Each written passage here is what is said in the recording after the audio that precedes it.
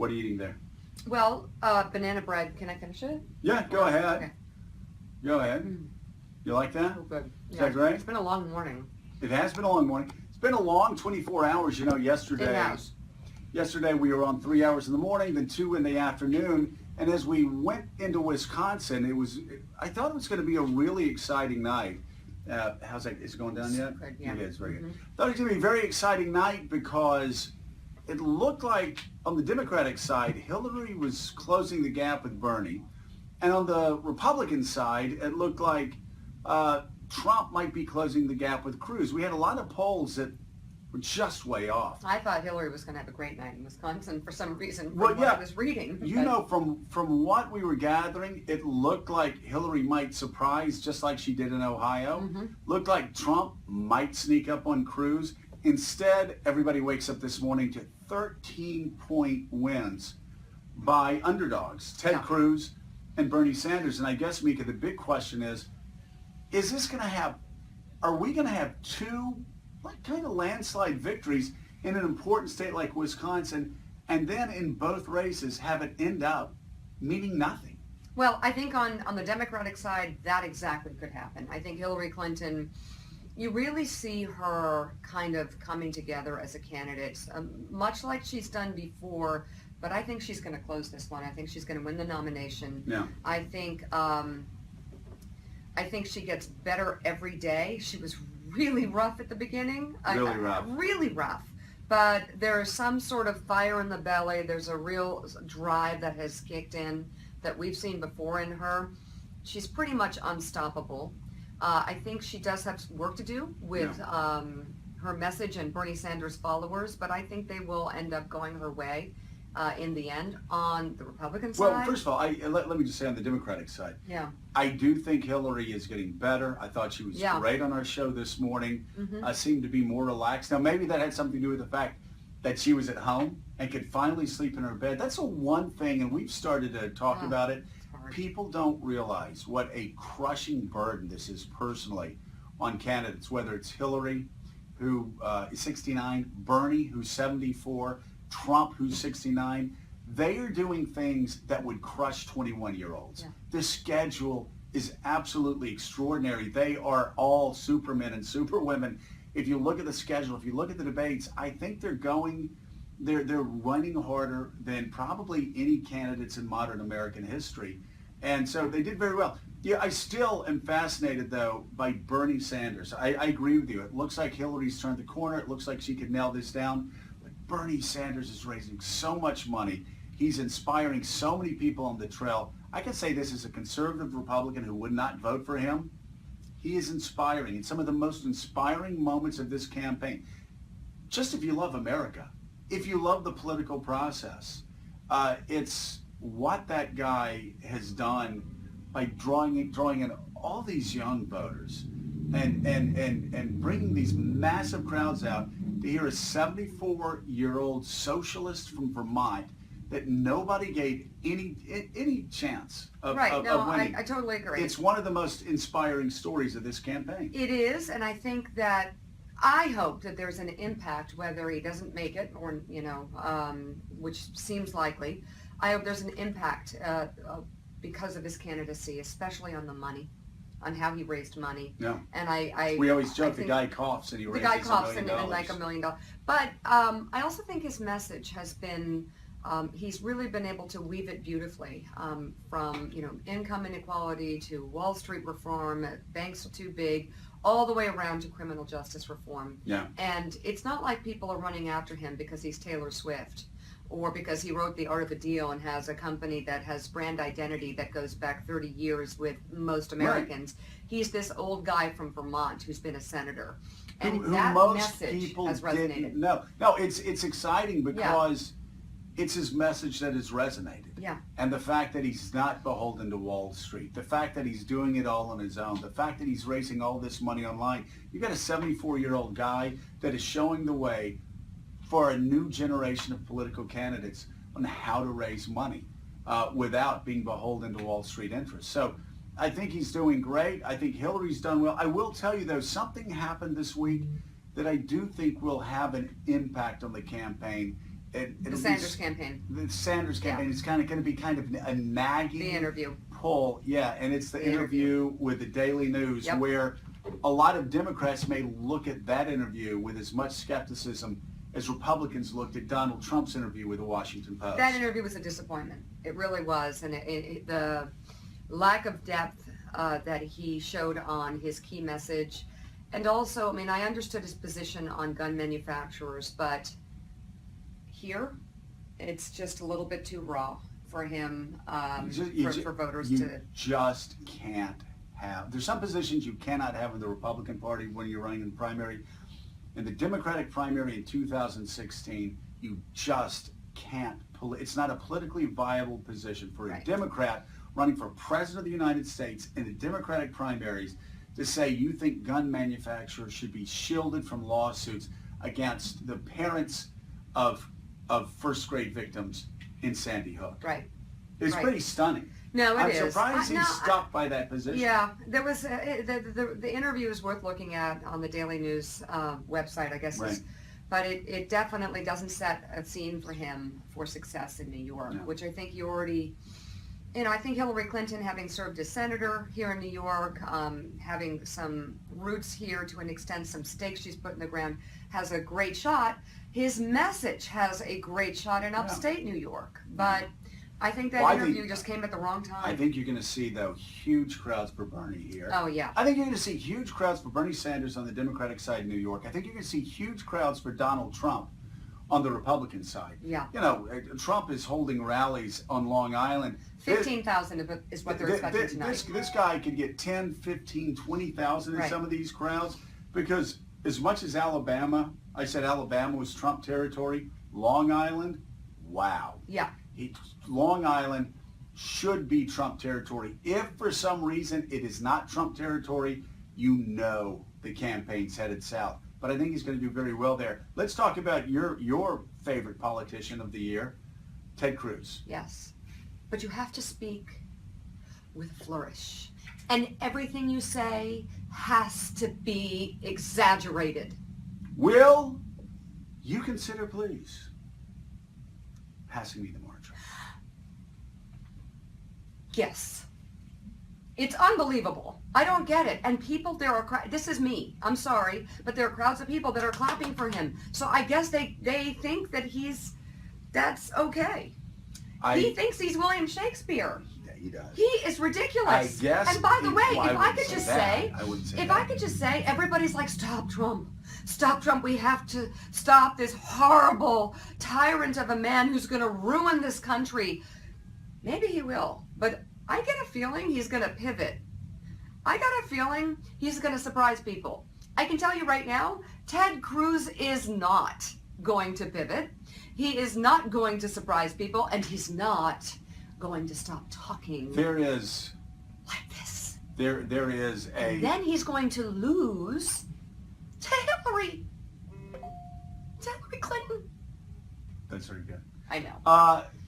A top Republican who has been connected with every Republican campaign over the past 25 years. Yes. Who can't stand Donald Trump. Yeah. Told me this morning off air that Ted Cruz, if he wins the nomination, will lose 40 states. Said he will be absolutely decimated. And he's sitting there going, yes, I don't want Trump. I understand the Stop Trumpers. But if Ted Cruz is the answer to Donald Trump, you're worse off. You're worse off electorally because we will lose 40 states. And people like Kelly Ayotte in New Hampshire, Ron Johnson in Wisconsin, Rob Portman in Ohio will actually be hurt more down ballot with Ted Cruz at the top of the ticket than a Donald Trump who will possibly moderate his positions because ideologically he's unmoored. I don't think he at times even knows whether he's a Democrat or a Republican. Well, I mean, there's that. But let me ask you something. If by some fluke Ted Cruz wins, is that what you want? Ted Cruz is not going to win. But is that what you want, Stop Trump people and Republican establishment? Is that what you want? No, it's Can not. you stop looking at Trump? Because you are so blinded by your hatred for Trump that you don't know what you're rooting for. And the ones who have publicly endorsed Ted Cruz, you hate them. And you say it while you endorse him. You are destroying what has already been kind of a destructive strain in Washington. It's pretty Nobody crazy. believes anybody. Nothing gets done. And people like Ted Cruz shut down the government and make everyone hate him. What are you doing? Well, Lindsey Graham actually said that supporting Ted Cruz would be akin to drinking poison and dying. What are you doing? And he's endorsing him. I'm so confused. Jeb Bush, who has absolutely no use for Ted Cruz, Why would he actually endorse? endorses Ted Cruz the morning after the Brussels attacks, early enough so the endorsement would get completely buried in the news. And again, it is fascinating that we had Bill Kristol on this morning, and Bill Kristol was asked, okay, if not Cruz, if not Trump, then who's going to come riding in to the rescue? He could not name one Republican that could be put on the floor and brought up to the nomination. So I think at the end of the day, the rallying behind Ted Cruz is actually putting the Republican Party in at least as bad of a position as they would be if Donald Trump won the nomination. Lose with Cruz. It's perfect. That's your bumper sticker. Okay, there you go. All right. Thank you guys so much. I guess we'll wrap it up here before we get into trouble. Get the bumper sticker. Yeah. That's pretty good. Yeah. That's a good bumper sticker. Have any bumper stickers for the Democratic side? Well, I'm kind of coming around on Hillary. I have to say. I was looking at old clips of her 20, 30 years ago, and she has stuck to her message, especially as it pertains to women. So what did you see? Because you brought this up a couple times today. You went back and looked at a 1992 interview with Hillary Clinton. It was, I think she was being forced to explain her "I'm not going to sit at home and bake cookies" thing. Right. Remember that? Mm-hmm. The crux of that conversation was supposed to get her to try and catch her, trying to explain that, but she was talking about policies and issues that pertain to working mothers and stay-at-home mothers and family leave and equal pay and all the things that we're talking about today. All the things you talk about. All the things I talk about. And I was just looking at her in awe because her husband was the most boring candidate, the worst speaker. His first speech at the Democratic National Convention was so painful. Okay. And no, it was. Mika's going on her anti-Bill Clinton. No, I'm not. No, I'm not. Hillary would say, "Honey, that went way too long and you were really boring." That's what she would say to him right after that speech. Right. But she might have even, because he got better. And why do you think he got better? Probably because of Hillary. But she was an incredible candidate, even though she was the candidate's wife at that time. Yeah. And a lot of these issues meant so much to her so deeply. And I wish that she wasn't bogged down by so much of the other things that really have caused me to question her candidacy, the email stuff and the different issues that pertain to whether or not she can be trusted. But if you look at her over the years, she has deeply cared about these issues. Yeah. She has wanted this for years. And, there's a part of me that'd like to see her get it. And I think she's better than anybody out there at this point. I think she's certainly moving in that direction, and it's very exciting. But you have a favorite candidate that you wish had run. And in our interview today, you asked Hillary once again about Elizabeth Warren. Would you like Elizabeth Warren to be Hillary Clinton's vice presidential selection? No. And do you think she could help her? I don't. I think she could help her. I think that Elizabeth Warren has done something really interesting that I think other women need to look at. There's a large number of women in the Senate who just lockstep got behind Hillary just because she's Hillary and because Hillary said so. And I think women need to actually hold out like men do and get what they need out of the relationship. And I think that's exactly what Elizabeth Warren is doing. She has some issues that are extremely important to her, and she's going to make sure Hillary Clinton meets her halfway on a few of them before she gets her endorsement. And I think that's great for the process. I think women can take each other on as much as get behind each other, and it shouldn't be one or the other. And so I like that Elizabeth Warren has held out. I think Elizabeth Warren could really help Hillary Clinton. I think she could. How? I think that there's that whole swath of voters who are flocking behind Bernie who could just as easily be Elizabeth Warren voters. If Elizabeth Warren was running right now, there'd be a big problem in the Democratic race. There'd actually be a race that isn't so, quite frankly, slanted toward Hillary. But I think Elizabeth Warren can contribute to this election in a big way. I don't think a vice presidential candidacy would be a good choice. Mhm. I could be wrong. Do you think it would help? I don't think so. I think Something else. you might actually see Head of the Consumer Financial Protection yeah. Bureau, which Elizabeth Warren created, and then was booted out because Obama sometimes tends to throw people under the bus, Right. and she was one of them. She was thrown under the bus. So I think the question is, what would she need? Is there a state that she would need, or somebody that she would need ideologically? Some people have talked about Tim Kaine, the very I think popular that could be it. Democratic centrist senator from Virginia. Virginia has become a real swing state, and it's a state that, if Hillary Clinton picks up Florida and Virginia, Mm-hmm. whatever Republican she ends up running against is going to be behind the eight ball. So Senator Kaine could be, he's a guy who's been a governor, he's a senator. He's a really good guy. He's a good guy. Yeah. He knows how to compromise with Republicans. He knows how to work with both sides. So that could be a very good choice. Who Yeah. knows? All right. And on the Republican side, Oh, yeah, I mean, this morning you brought up another name that you thought would be really good for Donald Trump. If Donald Trump gets to 1237 and wins the Republican nomination, who is that? Condoleezza Rice. I have no idea if he could even get her to answer the phone, though. Right now, Right. he may not be able to. But tell me why you think Condi Rice would be a great VP. I think it addresses issues with African Americans, issues with women, just by the facts, who she is, but also she brings major foreign policy cred to the table, and he needs that in a big way. So she covers a lot of bases, and she might tamp down the fear factor. Oh, I think she definitely would. I think Condi Rice would tamp down the fear factor, especially among establishment Republicans in Washington, D.C., among the foreign policy apparatus within the Republican Party in Washington, D.C. and New York, and I think would actually provide a lot of reassurance Yeah. to Republicans who just don't think Donald Trump could be up to the task. He'd have to make some commitments to her that he would listen on some basic issues, though. Right. And I don't know. It's just But a thought. it's a very interesting thought. The main thing, though, right now is we're going to see over the next couple of weeks whether Donald Trump can discipline himself, whether he can tweet a little bit less and put out a little more policy position papers, whether he can do what he did at APAC and delivered prepared remarks that are focused and policy-laden instead of just going up there and riffing the way he has. Riffing, which has been amazing. I mean, what he's been able to do for himself is amazing. Don't agree with a lot of it, but you just have to give it what it. Yeah, no, I mean, it has gotten him to where he has gone, where he's gotten.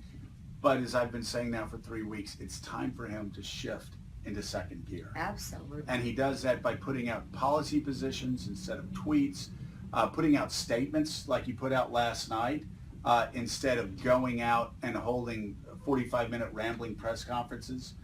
You've got to control the message. And He's Donald got to Trump, add elegance and dignity to his style. he certainly does, and he's got to control the message. He's got to, as I tell candidates, he's got to squeeze every word. At this point for Donald Trump, there's a lot of damage out there. Every word matters. He still has time to pull things together. He's got 2 weeks before New York, and if he has a disciplined approach, and especially the communication process, it can make a huge difference. And like Melania says, no retweet.